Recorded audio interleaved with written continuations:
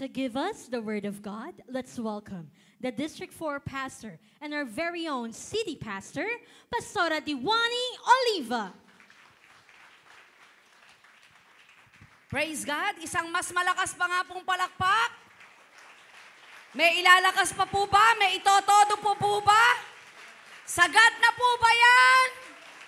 Praise God! Hallelujah! Praise the Lord! Kaya ho nating isagad basta sa Diyos diba? Kaya nating itodo para sa Panginoon. Kaya nating wag magtira para sa Diyos. Tanungan nyo, balikan nyo ako, bakit? Diyos yan Diyos na walang itinira sa sarili. Diyos na sinagad ang lahat-lahat sa Kanya, mabigyan ka lang ng buhay na walang hanggan. Tapos titipirin mo, palakpak lang. Amen o ba? Titipirin mo, awit lang. Siguro kung isang oras tayong aawit, talagang may karapatan kang magsabing medyo nangangawit na po pangako. Medyo nahihirapan na po akong tumayo. Siguro pwedeng idahilan na kung halimbawa man po ay 2 oras na tayong umaawit, mangawit ka, umupo ka, at medyo maghikab ka na. Pero gano'n na ba yung ilang segundo ng pagpalakpak at pagtaas ng kamay sa Diyos na nagbigay ng buhay at nag-iingat na hindi nagpabaya kailanman? Amen po ba? Nandyan pa po ba kayo? At sana sa 2 oras ay nakatuon ang ating isip, nakatuon ang ating puso at hindi natin iniisip ang anumang uri ng bayarin o anumang mga bagay na iniwan po natin sa ating tahanan. 2 oras ng pakikinig ng Kanyang salita. Amen? Praise God. Minsan pa po, itodo nating palakpak para sa Diyos na buhay. Maging sa nanonood sa FB Live, mag-effort naman tayong pumalakpak. Mag-emoji ng pumapalakpak. Praise God. Hallelujah. Minsan umaabot kayo ng 2,000, 3,000 nanonood. Sana man lang mag-emoji kayo ng palakpak dyan. Ano po? Salamat sapagkat ang Diyos sa pinapalakpakan natin at pinupuri natin ay Diyos na kung saan ay hindi nagsasawang magpala sa buhay ng bawat isa. Napakahalaga na minsan huminto tayo sa napakamagulong kaisipan na inilalagay ng kaaway at magulong daigdig na ito at namnamin at isipin kung gaano kabuti ang Diyos. Taste and see that the Lord is good. Praise God. Ang aking pong ituturo sa umagang ito, alam ko pong lahat kayo ay makaka-relate. It's all about arise and overflow. Everybody say, arise and overflow. Kamusta po ang ating spiritual life? Kamusta po ang ating devotion? Kamusta po ang ating pagsamba? Habang umaawit ba tayo kanina, nahipo talaga ang puso natin o talagang nakataas lang ang kamay mo pero kasi kailangan kang magtaas ng kamay? Kamusta po ang tamis ng pag-iibigan natin ni Lord? Pwede ba nating maawit yung Jesus, lover of my soul, na merong kilig? Kamusta po ang ating panambahan sa Diyos na buhay? Sabi ng Psalms 147 verse 14, He grants peace to your borders and satisfies you with the finest of wheat.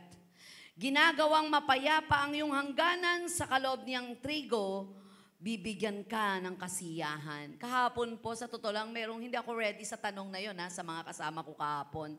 Hindi ako ready sa tanong, pero kung may follow-up question, palagay ko, kayang-kaya kong sagutin. Ang tanong ko ito, unang tanong sa akin, Pastora, ano ang birth date mo? Mabilis kong sinagot. Siyempre, birth month ko ngayon. The following question, another question is this. Kailan ang birth month mo at sumunod na tanong, kailan ang birth death mo? Kayo makakasagot.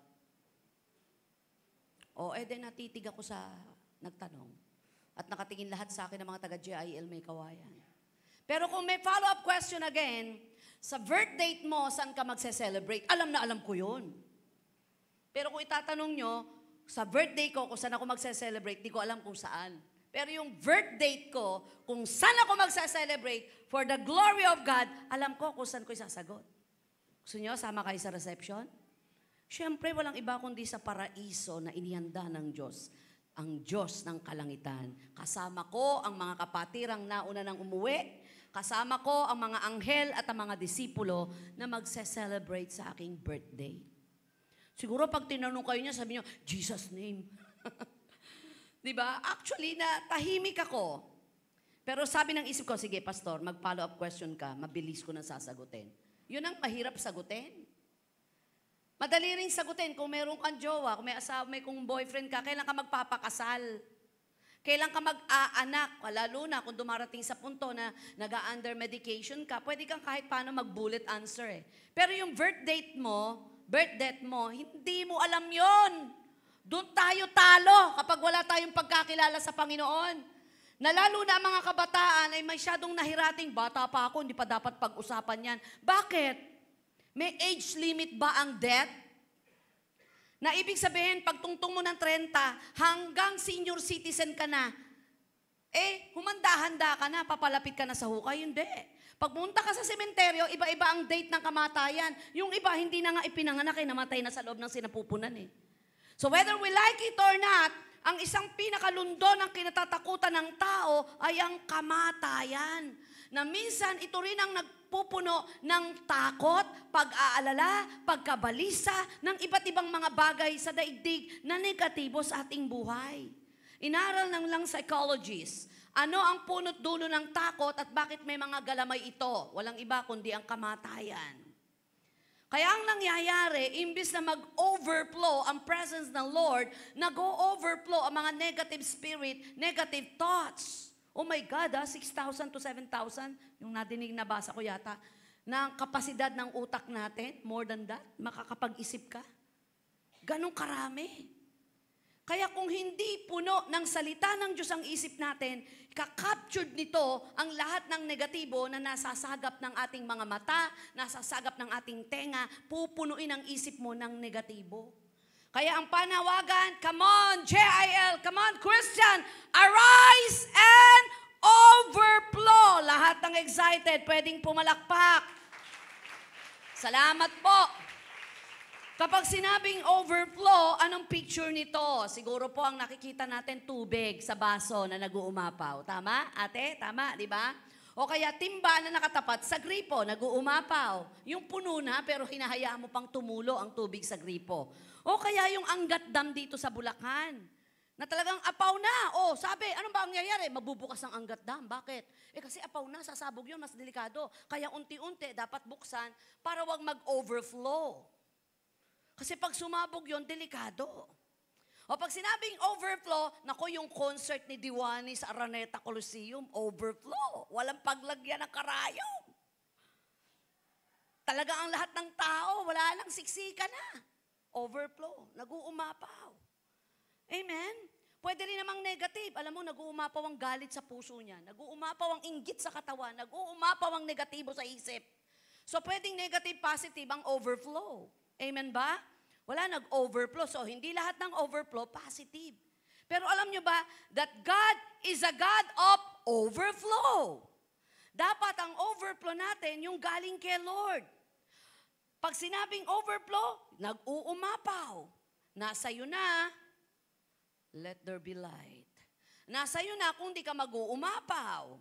Kasi kahit nabukas ang gripo, kung may takip naman ang timba mo, paano ka mapupuno? Nandyan po ba kayo? Kung halimbawang umuulan at trip mong maligo sa ulan, meron bang naligo sa ulan na nakakapote at nakapayong? Nandyan po ba kayo? Kung gusto mong mag-swimming, edi sana lumundag ka sa swimming pool o kaya lumundag ka sa beach. Hindi pwedeng hanggang tingin lang, hanggang hula na lang. Ano kaya pakiramdam ng nag-worship? Pinanood, ay, napapapikit. Naiiyak. Ano kaya ang pakiramdam ng naglilingkod? Huy, grabe itong mga naglilingkod na to, kahit pawisan sa init ng araw, di mapigil. Pwede bang hanggang hula ka na lang? Hanggang takam ka na lang? Sino rito gusto nasihan ng matakam? Hello? Sino rito? Sige, sino gusto hanggang matakam ka na lang? Maliho ang iglesyang napasukan nyo kung yan lang ang gusto nyo. Ayaw ni pastora ng hanggang takam ka na lang. Natatakam ka na maborn again ang buong pamilya mo na maglingkod. Walang nangyayari. Wala kang ginagawa. Nasiyahan ka na doon. Di yun ang will ni Lord. Hindi will ni Lord yun. Ako tahasang sasabihin ko sa inyo, ang number one ginagawa ng kaaway, nakawan ka ng joy, ng kagalakan. Patayin ang pag-asa mo. Magnakaw, magwasak at manira. Wasakin ang diskarte mo. God is a God of overflow. He desires for us to have a life overflowing with His character. Too much hope to keep inside, peace spilling over the edges, love saturating everything in and around us. But in order to overflow, something must first be filled. We cannot fill ourselves by working harder, serving more, or by being good enough. Overflow is the opposite of striving. It flows freely from within. Everybody say, within. Christ pours out His power to transform. Christ pours out His blessing to assist. Christ pours out His Spirit to sanctify. Christ pours out His grace to forgive. Christ pours out His presence to comfort. And Christ pours out His love to encourage. Saan naganap to? Sa kamatayan ni Jesucristo, doon sa krus ng Kalbaryo, nag-umapaw ang grasya at biyaya ng Diyos. Bagamat kahindik-hindik, nakakatakot, nakakaawa, nakalulungkot na kasaysayang naganap sa daigdig ay ang ipako ang isang Jesucristo na walang kasalanan na pinanood ng libu-libong tao na nandoon ang pinakain niya sa 5,000 tao, 2 isda at 5 tinapay. Mga pinagaling niya'y nanunood habang to'y pinahihirapan. Pero alam nyo, hindi magandang tingnan, nakakaawa, kalunos-lunos, kahindik-hindik. Pero doon nag-uumapaw ang lahat ng biyaya at pagpapala na mararanasan ng mga tao na tatanggap sa Kanya bilang Panginoon at sariling tagapagligtas. Kapatid, gaya ng tanong sa akin, namulagat na naman ako. Alam ko namang may hangganan ng buhay ng tao. Hindi mo lang alam kung kailan ang hangganan mo. Tapos hahayaan mo pa na ang buhay mo puno ng kabalisahan, puno ng takot, nag-uumapaw sa inggit. Sabihin mo sa katabi mo, hindi ikaw yun. Nasa likod. Hindi, joke lang. Hindi mo ba iniisip na anytime pwedeng dumating ang due date mo? Buti pa yung electric bill eh. May warning sign. O ito na yung due date mo. Pagkatapos nun, pwede ka pang magchilak-chilak. Bakit? May warning sign uli. Sabihin, di ba may pangalawang pagdadala? Pagkatapos nun, patay na kuryente mo.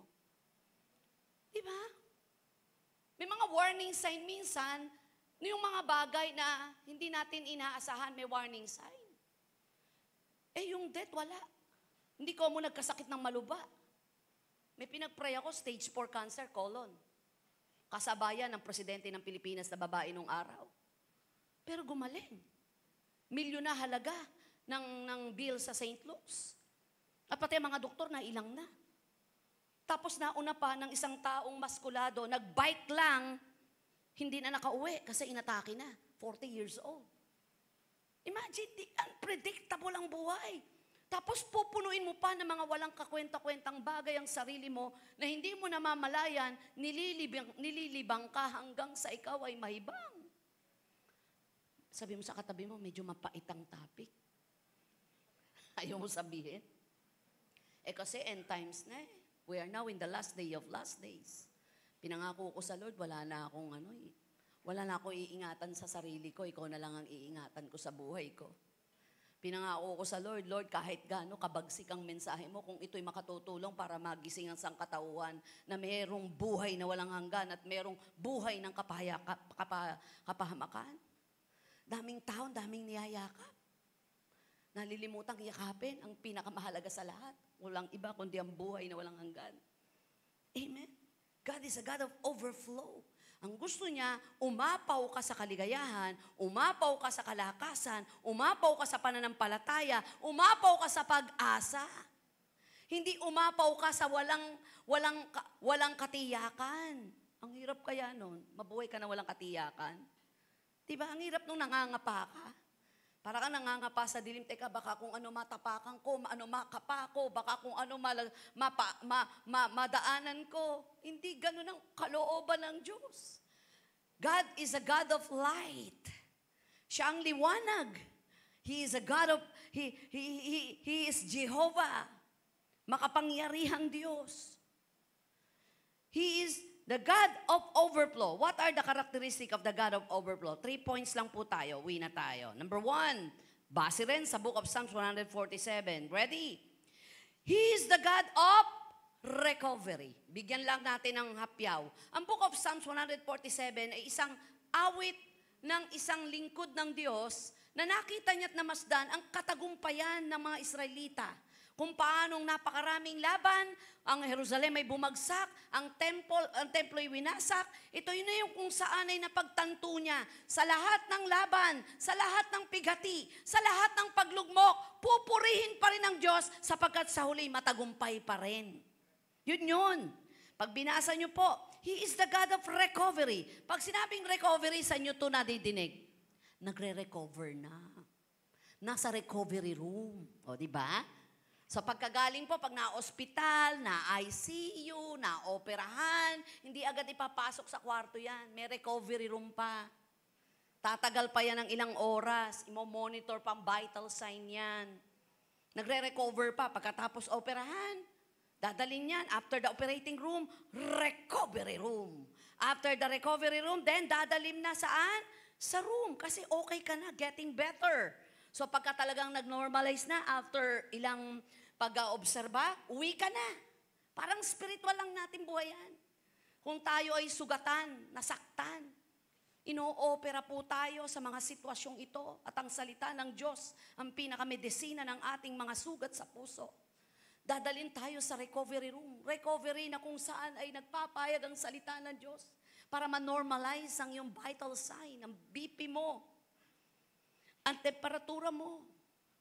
Sabi ng verse 2, and the writer is praising God for the capacity of national recovery from exile. The same God who names the stars in their courses. He is able to heal our broken hearts, sustain us in times of peril. He gives us resilience, recoverability, the capacity of bouncing back, of building after a loss, disappointment, or disaster. Yun meron ng Diyos. Kaya niyang mag-recover. Diba? Papa Jeff, di pa sa computer sanay ka, di ba? May mga nasisirang parts dyan. So, ang minsan, nababanggit mo ba yung salitang i-recover to or i-reformat? Something right like that. Pero minsan, sasabihin mo, ay, di na pwedeng i-reformat eh. So, bibili na lang tayo ng bagong pyesa. Or, wala na, palitin na po. Kaysa naman gumastos kayo ng malaki, pipilitin lang nating maayos. In just a few days or weeks, masisira din, bili na lang ko kayo ng bago. Diba? Si Lord, ganun eh. Pag nag-recover, binabago niya lahat. Inaayos niya.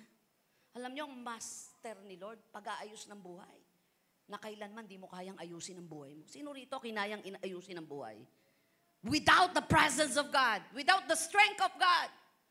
Kahapon hanggang gabi, hanggang kaninang madaling araw, sabi ko, kawawa yung buhay na galing sa magulo.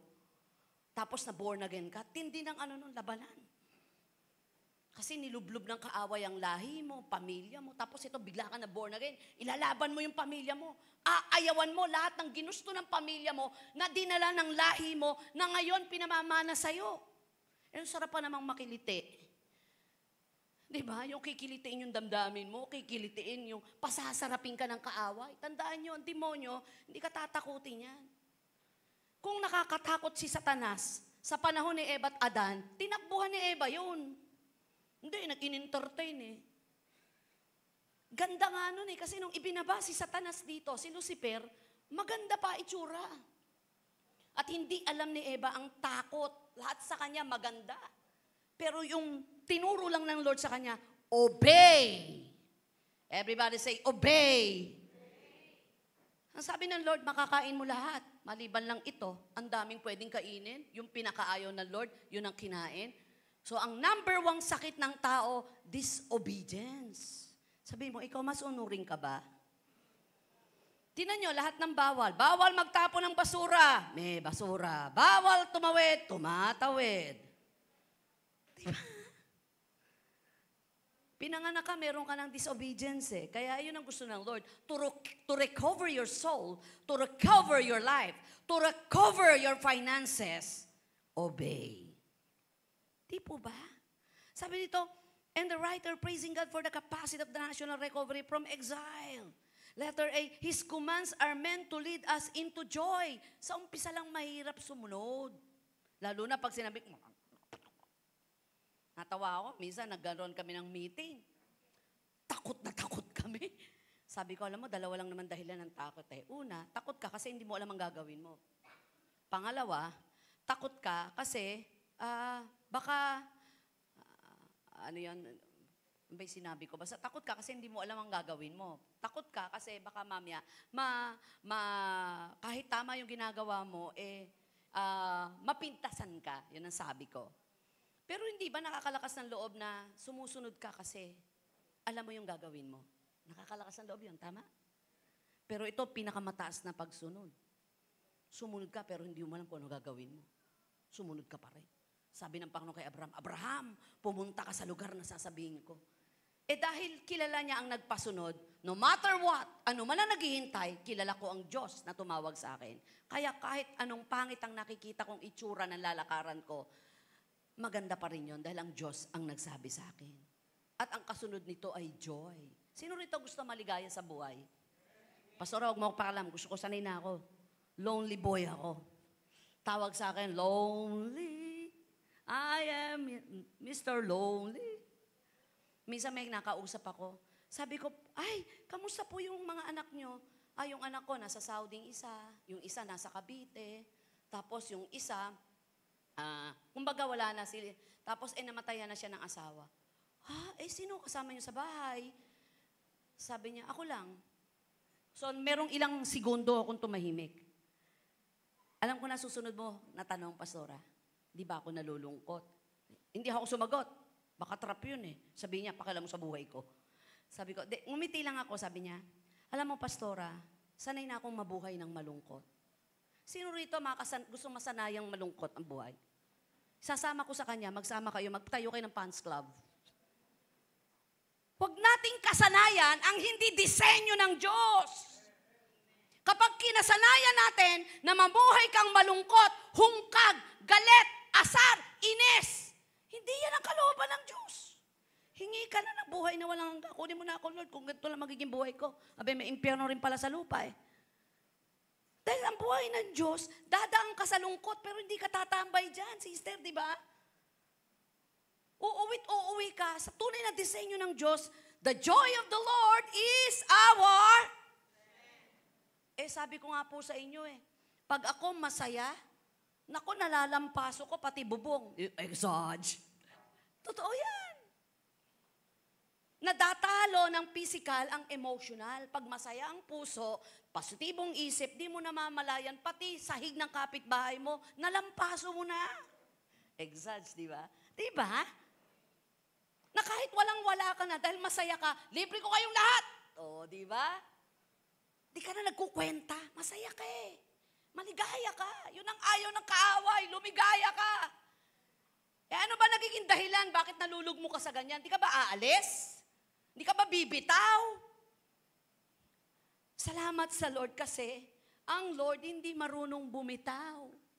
Gusto niya mag-overflow ka and then say, how good it is to sing to our God, for praise is pleasant and lovely.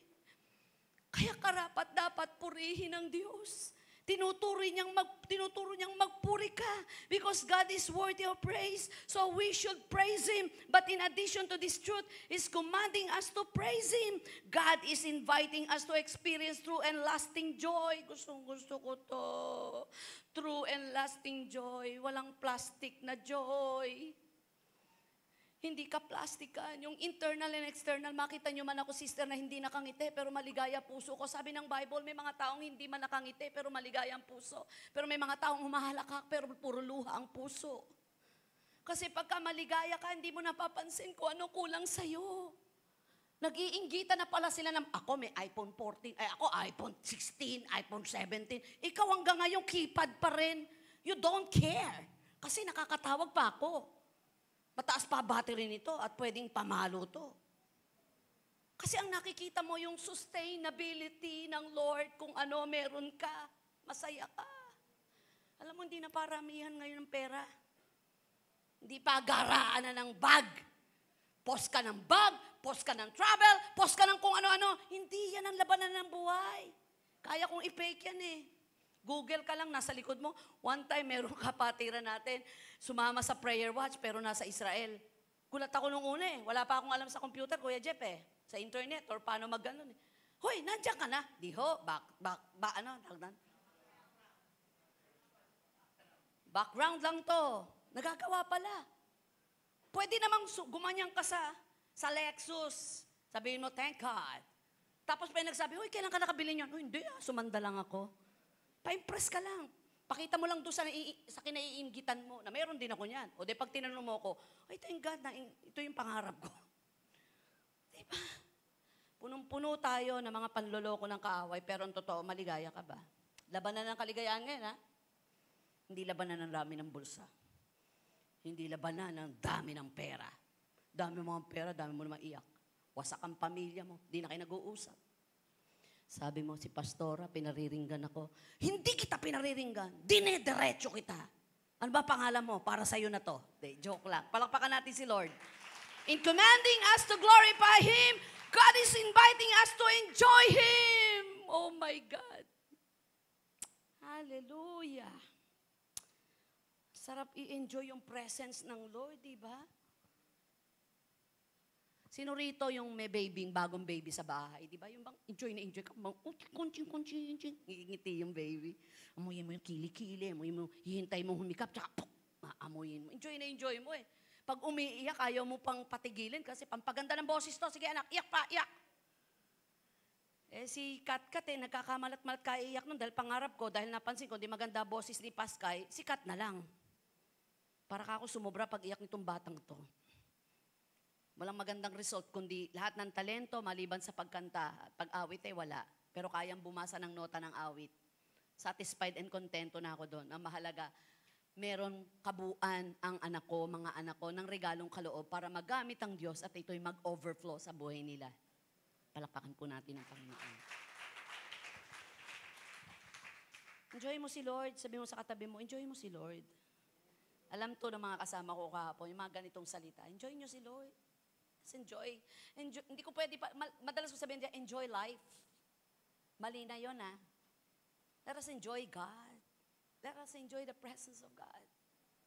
Yung iiyak ka because of the joy of the Lord is your strength. Yung sustaining joy na kahit na, oh my God, wala na akong pera. Oh my God, natanggal ako sa trabaho. Oh my God, ito pa rin, binabash ako. Oh my God, yung deal ko hindi na-shoot. Binigay sa iba, hindi ako na-promote. But the joy of the Lord is your strength. That is overflow. Yun ang karakteristik na Lord. He heals the broken-hearted. Ang hirap naman mag-enjoy, tapos sugatan ka, di ba? Pero naalala niyo isang kwento, ng mga panahon na ang topic yung mga worship, merong isang ibon sa ibang bansa, na yung ibong iyon ay mapapaawit mo kapag sinugatan mo. Pero hindi niya yun awit, daing yun. Yung ibong ito, pag pinitik mo, sinaktan mo, iiyak yung ibon. Pero yung ibon, parang nota ng musika. Kaya ang nangyayari, pinaglalaruan. Sinasaktan, sinusugatan ng blade yung daliri, yung kamay, yung bahagi. Ang mangyayari dito sa ibon na to, iiyak. Pero yung iyak niya parang nota, parang awit, parang huni, parang isang keyboard.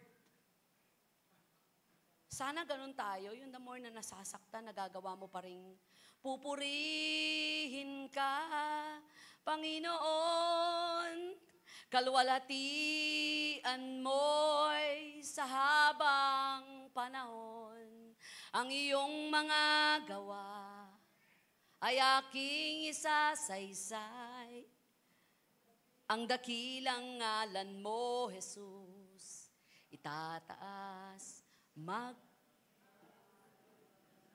sa aking buhay. The Lord rebuilds Jerusalem. He gathers Israel, exiled people. Yung walls of Jericho, yung sa Jerusalem, yung temple na pinagawa ni King Solomon na winasak, sumisimbolo to ng wasak na puso spiritually. Maraming simbolo sa Biblia na kumakatawan sa spiritual na buhay ng santao. Kagaya ng overflow, kagaya ng living water, bread of life. Sumisimbolo yan sa kinalaman ng ating buhay. He heals the brokenhearted.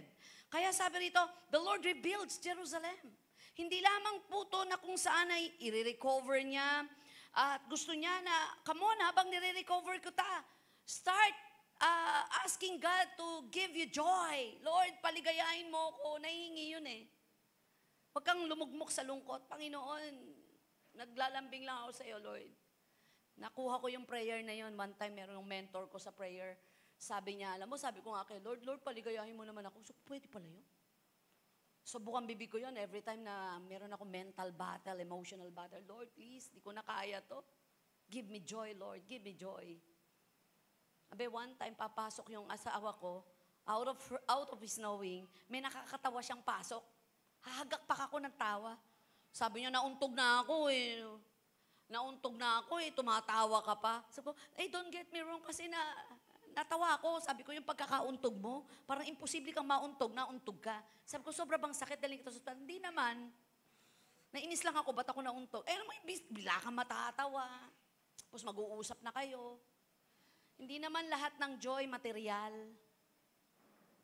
Amen ba? Kung ang standard ng joy mo may iPhone ka, tara, let's eat sa finest restaurant, meron kang mamahaling bag, come on. Napaka-cheap naman ang joy mo. Grabe ka. Yung joy na binibigay ng Lord, kahit wala ka ng anything and everything, yun yung joy na walang basihan. Amen! Palakpakan natin ang Panginoon. Hallelujah. He heals the brokenhearted and binds up their wounds. Pagagalingin kita, tatakpan kong yung sugat hanggang sa ito'y gumaling at hindi magkabunggo-bunggo, mabungguman, hindi ka bibigay. Amen? Ang Kristiyanong hindi nasugatan kailanman, hindi makakapasok ng langit. Bagong katuruan to. Lahat ng pumasok ng langit, nasugatan, nasaktan, nag-recover, nagtuloy, tumayo mula sa pagkakabagsak. And the winner is itong taong nasugatan, nasaktan, pero tumayo at nagpagaling hanggang sa makamta ng buhay na walang hanggan. Palakpakan natin si Lord. Nung first baby ko si Kai, nako, grabe. Lahat ng mga pwedeng mabunggo siya. At alam mo, ganito ako ka-weirdo. Lahat ng mga talim ng dingding namin, nilagyan namin ng foam yun. Promise. Lahat, nilagyan ko floor ng pwedeng, kasi matindi imagination ko eh. Hindi pa nahuhulog, alam ko baka mahulog. Ganun ang nanay, di ba? Advance. So lahat yun. Alam mo, pinagsisihan ko, sabi ng inang ko, ano ba na yung bahay nyo? Hindi mo malaman kung anong klase to. Tinakpan ko lahat talaga. Baka ako kasi masaktan. Sabi niya, walang bata na hindi nasaktan. Kahit ikuha mo pa ng 10 yaya yan. Bahagi ng paglaki ng bata, madadapa. Sinasadya man o hindi. Pero doon minsan natututo ang bata at alam nilang salitang sugat at pwede mong ipanakot sa kanya, laka, masusugatan ka. Nako, iba naman kay Kat. Kaya ang taas naman ng physical tolerance nito. Kakaumpo, tusok na yung garit. Gumagano na yung dugo. Mami, nakatusok. Grabe ha. Putok na yung ulo, hawak-hawak na ganyan ang ganyan. Ang bababa, mami. Sobra taas. Kasi pagdating naman sa kanya, lahat ng natutunan ko sa first baby, second baby, okay, para maging strong ang anak ko. One time, alam niyo yung kandila, bukas, papakita ko sa kanila, anak ko, yung dinadaan ko yung daliri kong ganun. Nako, kahit gawin ni Kat, kung natatanda lang, sabi ko, anak, kay. Hanggang ngayon, di ko nagbubukas ng kalan yun. Babayaran ka ng buong sweldo nun, ikaw magbukas ng kalan. Ganun yun. Kaya sasabihin nung bunso, bubuksan ko kalan sa isang kondisyon. Ganun. Ganyan kami ng ganyan ng kandila. Sabi nung anak ko, ni bunso, hindi nila natatandaan to. Ako nga, mami. Ate, hindi niya ginanon niya. Sabi ko, anak. Mataas ang pride. Kaya mo to, ate. Tumutulo na yung luha. Kaya mo to, ate. Di ba? Pinilit niya, i-endure ko to para patunayan ko sa'yo, kaya natin to. Mali nga lang. Pero pinakita niya, kaya natin to. Walang hindi tayo kakayanin, lalo na pinagdaanan ng iba at kinaya. Lalo ka na, Kristiyano ka, kaya mo yan. Sabihin mo sa katabi mo, kaya mo yan. Isigaw natin 1, 2, 3, sabihin nyo, kaya ko to. 1, 2, 3, kaya ko to! Diba? Praise God. Number 2, He is the God of resources. Everybody say resources. So ano yung number 1? Ang Diyos ay kung saan ang kanyang karakteristik, ang character ng Lord na sinasabing God is a God of overflow.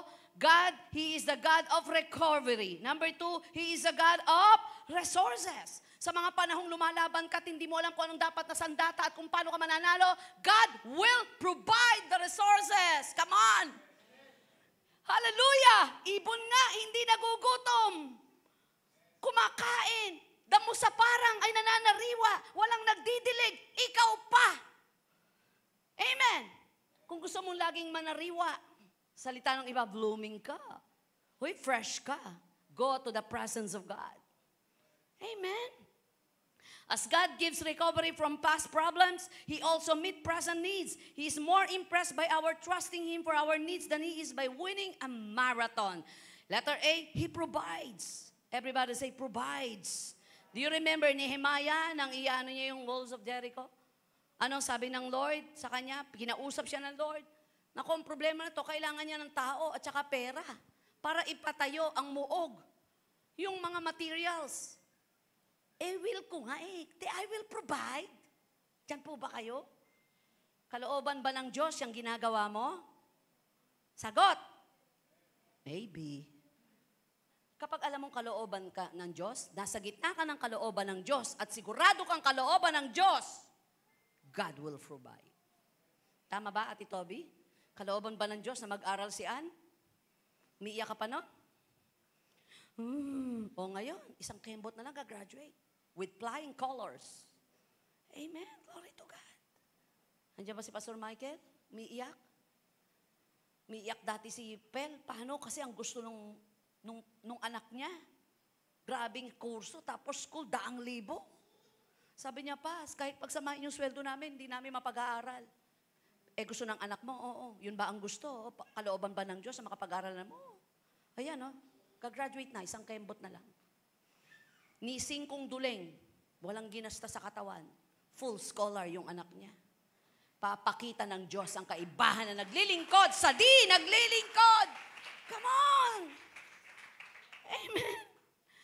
4, ang educational plan ng anak ko.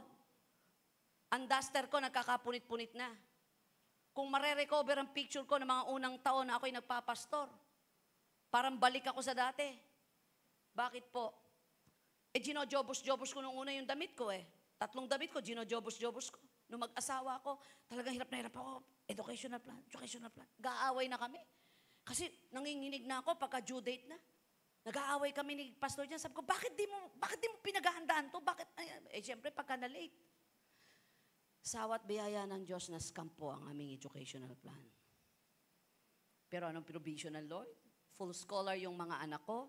Nakapag-aral, na scholar yung mga anak ko, pinrovide ng Lord. Ngayon, nag-aaral yung panganal ko, masteral. Nag-aaral pa rin. Sabi ko, wala bang katapusan ng aral nyo? Nag-aaral yung bunso ko. May ginagamit na tao para mapag-aral sila. Purihin ng Diyos. Palakpakan ng Panginoon natin ang Lord. Walang katinag-tinag to. Walang katinag-tinag. Nasasabihin ko sa inyo, if you are in the midst, kapag ikaw ay nasa gitna ng kalooban ng Diyos at alam mong tama ang kinalalagyan mo sa harapan ng Diyos, enjoy the presence of God. God will provide. Amen! He takes pleasure in His people. Naku, ang galing ni Lord. Galing, sweet talaga ni Lord. Gusto niya na ikaw ay nabubuhay ng hindi ka lang maligaya, kundi nasisiyahan ka. Magkaiba yun yung maligaya ka, nasisiyahan ka, di ba? Yung maligaya ka kahit wala ka nito, pero yung nasiyahan ka pa, binigyan ka. Natanggap mo na kahit wala Nakuha niyo yung point ko? Okay na ako, pastora. Kipad-kipad lang, okay lang. Di ako naiinggit kasi mahalaga, malakas ang katawan ko. Nakita ni Lord, binigyan ka ng mas mataas ang standard na cellphone. Diba, nasiyahan ka? Walang plastikan doon. Hindi, binibigay Okay na, pastora, na-exercise ako, naglalakad ako papuntang church. Binigyan ka ng bike. Diba? Tapos naging matyaga ka sa bike, binigyan ka ng motor. Grabe, naging matyaga ka pa rin, binigyan ka ng tricycle. Tapos di na bagay sa'yo, medyo humihina-hina na ang iyong tolerance sa init, bigyan kita ng kotse. Di ba? Kakakilig si Lord. He takes pleasure in His people. This unimaginably immense God is given pleasure, real joy, and delight when human beings put their lives hope in a gracious love. Sabi ni Tim Keller. Number 3, tapos na po ako. He is the God of revelation. Everybody say revelation. He is not only a God of recovery, but God of resources. And number 3 is, He is a God of revelation. Siyempre, may recovery ka, may resources ka. Ang magpapatibay nito, yung kapayagan ng Diyos. Yung pinanghahawakan mo. He has revealed His word to Jacob, His laws and decrees to Israel. He has done this for one another, for no other nation. They do not know His laws. He blesses His people. Sa verse 12 to 14, sa Psalms 147 yan. Diba? Na ang Diyos ay kung saan ay Diyos na nagpapahayag, pinagpala niya kanyang mga anak, kung anong pinangako niya, gagawin niya. But with wisdom, hindi tayo emotional Christian. Yan tinuturo ko sa mga leader worker, kayo emotional. Yung faith nyo masyadong emotional. Yung iba naman masyadong practical ang faith. Faith is the substance of faith is the substance of things hoped for, the evidence of things not seen. Hindi nakikita. Pero may pangako ang Diyos. Faith with wisdom. Hindi ko mo nag-release ng blessing. Ikaw naman, kung ano na pinagawa mo, gumawa ka ng sariling testimony. Hayaan mong ang Diyos ang gumawa ng testimony sa'yo. Ganun, maliwanag po. Ang Diyos ang gagawa ng testimony sa'yo. Halimbawa, ganito, hindi mo gusto magkasakit, di ba? Amen. Sino gusto magkasakit? Ayaw mo, di ba? So, papahintulutan ng Diyos na magkasakit ka, pak! Ang isa pa nito, magipit ka, pak! Pero doon sa kagipitan at pagkakasakit mo, ang Lord ay nag-provide at pinagaling ka. That is testimony na pinahintulot ng Diyos. Pero yung lumaklak ng alak, kumain ka ng sisig, kumain ka ng mga mamantika, laklak sa umaga, laklak sa tanghali, laklak sa gabi, sabayan ng pambababae, at saka sugal, ubos ang kabuhayan mo. Tapos anong gagawin mo? Magte-testimony ka, salamat po. Hindi. Yung may ginawa ang Diyos, may pinahintulot na wala kang ginagawa, nagpapakabuti ka. That is testing. Hayaan mong pagpalain tayo ng Diyos sa paraan niya, hindi sa paraan natin. Tandaan niyo po ito, pag ang pagpapalay para sa'yo, harangan man ng, sa ano sabi ko dati, 7 demonyo. Di ba sabi ko? Ako natatakot eh. Magsama pa yung 7, 14 na demonyo para harangan ng pagpapala mo. Kapag ang para sa'yo, para sa'yo. Simple lang po ito.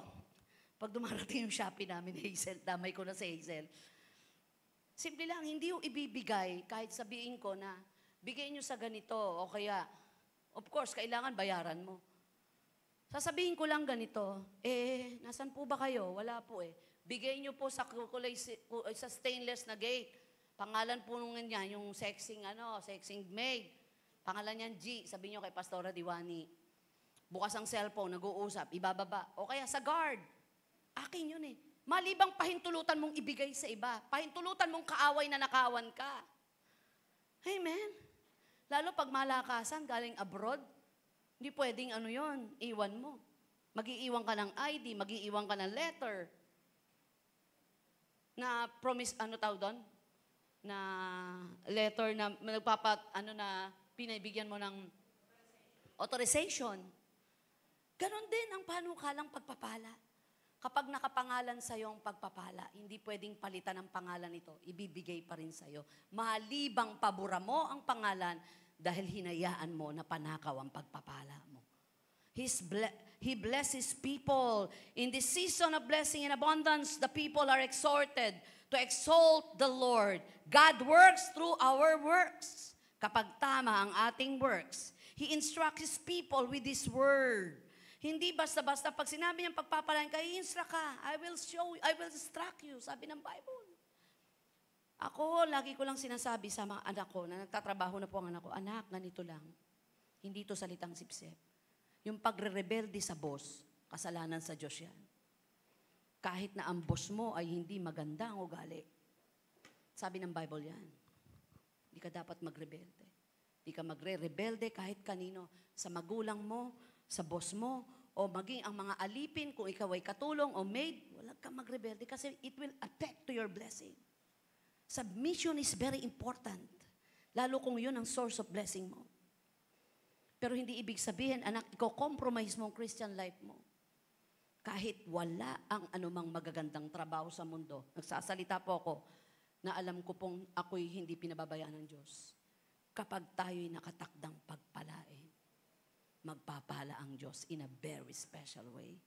Kaya ako kung magsabi sa church, kapag may needs ang church, offering, love gift, sabi ko, wag ho kayong compromise, baka malungkot na kayo. Kasi kahit hindi nyo ibigay ang tithes nyo, kahit ang tithes nyo 1,000,000 pa, hindi yan hadlang para hindi pagpalain ng JL May Kawayan.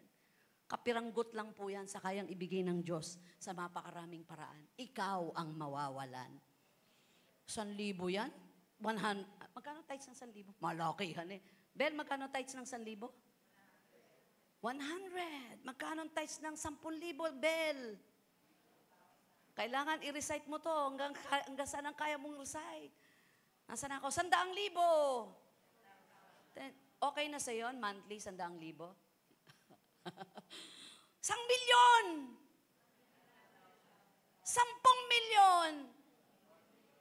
10,000,000! Kung hanggang saan lang kaya nyo kwentahin, dyan lang kayo bibigyan ni Lord. One time, may nagsabi sa akin, Pastora, anong nilagay mo doon sa blank check na prophetic gesture?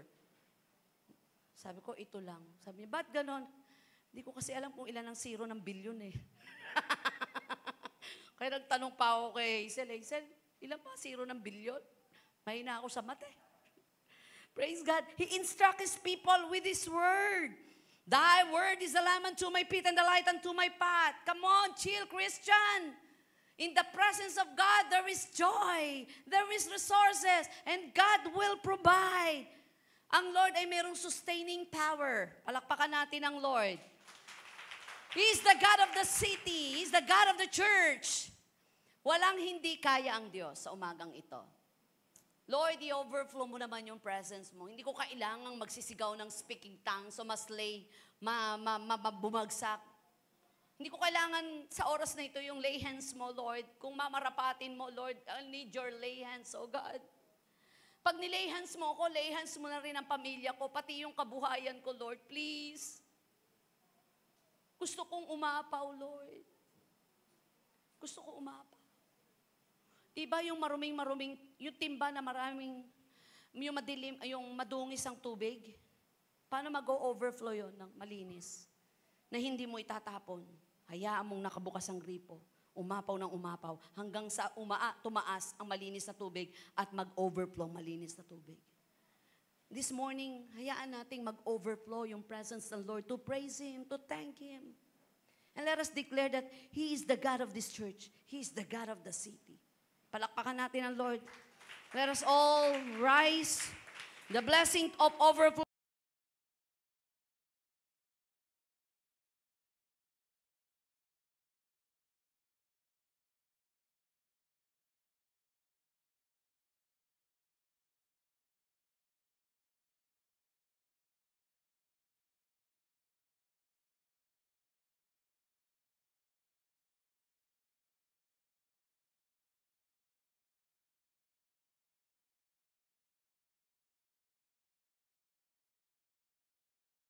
Are too much. The overflow is God's desire for us. One of the instruction of God gave us as a Christian is to let our light so shine before all men, that they may see our good works and glorify our Father, which is in heaven. The reality of the overflow helps to make that scripture tangible. The truth is that as you begin to walk in the blessing of overflow, it will be easy to everyone to see God at work and glorify Him on your behalf. Pwede yung bang sa oras na ito, ilagay natin ang ating kamay sa ating puso. Prophetic gesture, yung puso na yan ang pinaglalagyan minsan ng mga negatibong nararamdaman na nagkakaroon ng manifestasyon sa totoong puso na nagkakasakit po tayo. Kakaroon tayo ng nervous breakdown, kakaroon tayo ng heartburn, kakaroon tayo ng anxiety. Let God overflow in your heart right now. Let God be overflow. Maikling panalangin, sabi niyo, Panginoong Jesus, Panginoong sinusuko ko ang aking sarili sa iyo. po ang aking sarili. Punuin mo po ako. Punuin mo. Patawarin mo po ako Patawarin mo sa lahat ng aking pagkukulang, sa lahat ng pagkakamali, pagkakasala. pagkakasala. Sa oras na ito, Sa oras na inaangkin ko inaangkin mo ang pagbuhos mo, ang ang pagbuhos, pagpuno mo ang pagpuno sa pangalan ni sa Jesus. pangalan ni Jesus. Just close your eyes. Let God be God in your life. He's the God of overflowing. You're the King of this people. Riandara You're sikira the baba. Lord of this nation. You are. You're the light in the darkness. Let us worship You're Him the hope to the and declare He is the God of the You're seated, the God of the peace church. to the restless. You are. Yara baba bakandara baba. There is no one like our Hallelujah. He is the God. God of the seated. There He is is the no God of one the church. like our God. For greater things have yet to come. Greater things are still to be done in this city.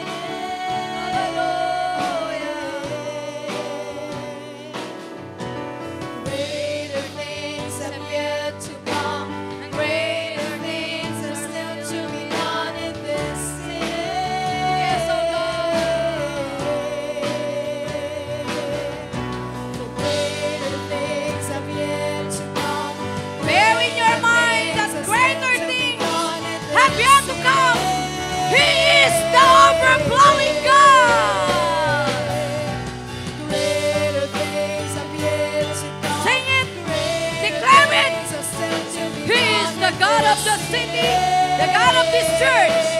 You are our God, the God of greater things, the God of overflowing God. Greater things are still to Now lift your hands, Christian.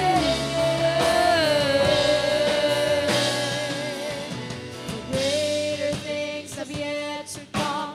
Greater things are still to be done in this city.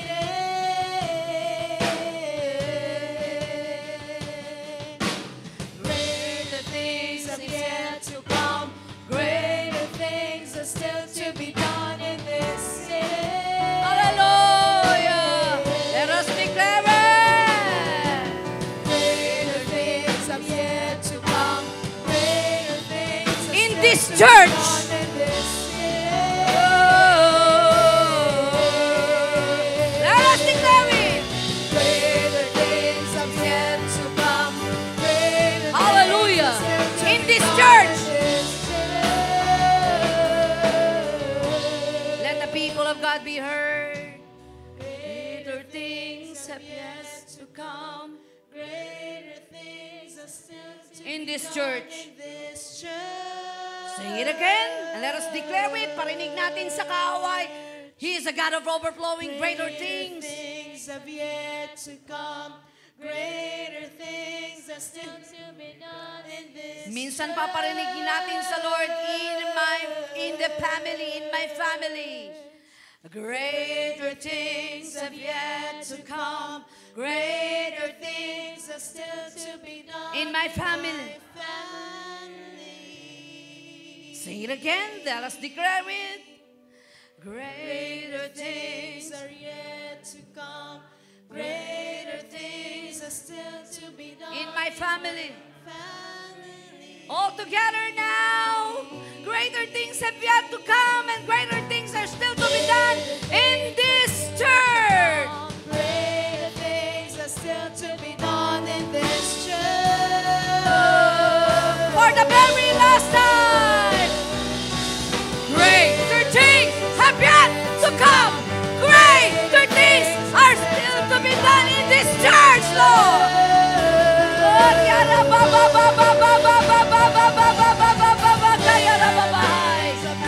Come on, let the overflowing blessing, let the presence of God overflow.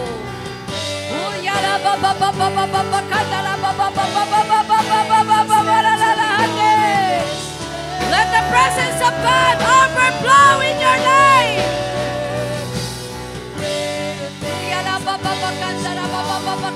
Lift your hands. Let the overflowing presence of the living God overflow. Come on, overflow. Overflow.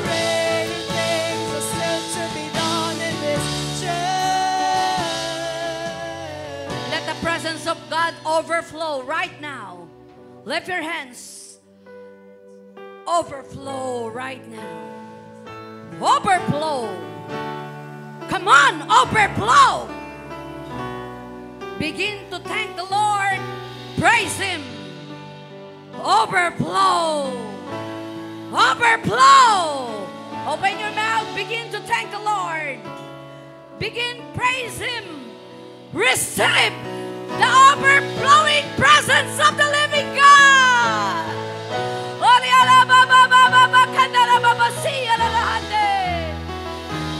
From the crown of your head up to the sole of your feet, receive the overflowing presence of the living God. Thank you, Jesus. Thank you, Lord. Continue to strengthen our brethren, Lord. Strengthen our brethren, oh God. Strengthen our faith, our hope. Sa mga huling araw, malami ang manlalamig. Marami ang hahabol sa mga habuling hindi naman ito ang dapat habulin. Marami ang malulungkot, malulumbay, mawawala ng pag-asa. Pero walang na nakakapit sa iyo na mawawala ng pag-asa. Ang pagkapit sa iyo ang magpapatibay ng aming pananampalataya. Salamat po, dakilang Diyos, sa umagang ito. At minsan pagagawin po namin ang ginagawa every first Sunday of the month. Ang pagdideklara ng aming pagkakilala sa iyo at pagkilala ng pananampalatayang namatay ka sa krus para kami bigyan ng buhay na walang hanggan. Sa oras po ito, pwede bang ituon natin ating mga kamay sa mga bahaging ito ng simbolo ng ating pananampalataya. Pagpalain mo po mga tinapay at juice na ito na inaalala po namin ang kaligtasang ginawa mo sa krus ng Kalbaryo. Lakipan mo ito ng iyong kapangyarihan at ikaw ang mataas sa buhay ng bawat isa. Salamat po, dakilang Diyos. Yanoint mong aming buhay, yanoint mong aming puso. Ito po aming samot panalangin sa pangalan ni Jesus. Amen. Habang pong ito ay inilalakad, let us worship the Lord. Thank you for the cross, the mighty cross, that God Himself should die for such as us. Hallelujah. Glory, glory. And every day we're changing to your image more and more. Yes, by the cross we've truly been transformed. We're so amazed and we give you praise that you would save us for such a cause. We're so amazed and we give you praise for the power of the cross. Ama naming Diyos na banal, patuloy naming itinataas sa iyo ang mga tinapay nito. Pwede ba nating itaas ang tinapay nito?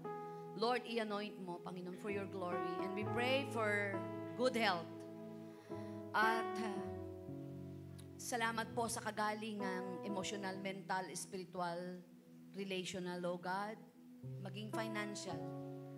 Ginapi mo ang kamatayan sa krus para kami bigyan ng buhay na ganap at kaaya-aya. Salamat po sa kaligtasan. Salamat sa buhay na walang hanggan. Salamat sa kagalingan. Sa pangalan ni Jesus, sabay-sabay po natin kainin.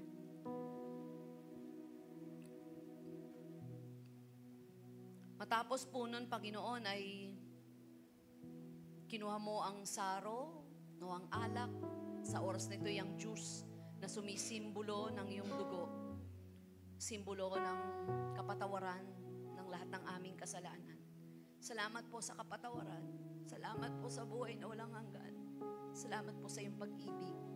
Inaangkin po namin maging ang aming sambahayan ay maliligtas sa ngalan mo, Jesus. Sabay-sabay po natin inumin. Thank you, Lord, for your love. Thank you, Lord, for the salvation. In Jesus' name we pray, and everybody say, Amen and amen. God bless us all. Amen. Tunay nga po, greater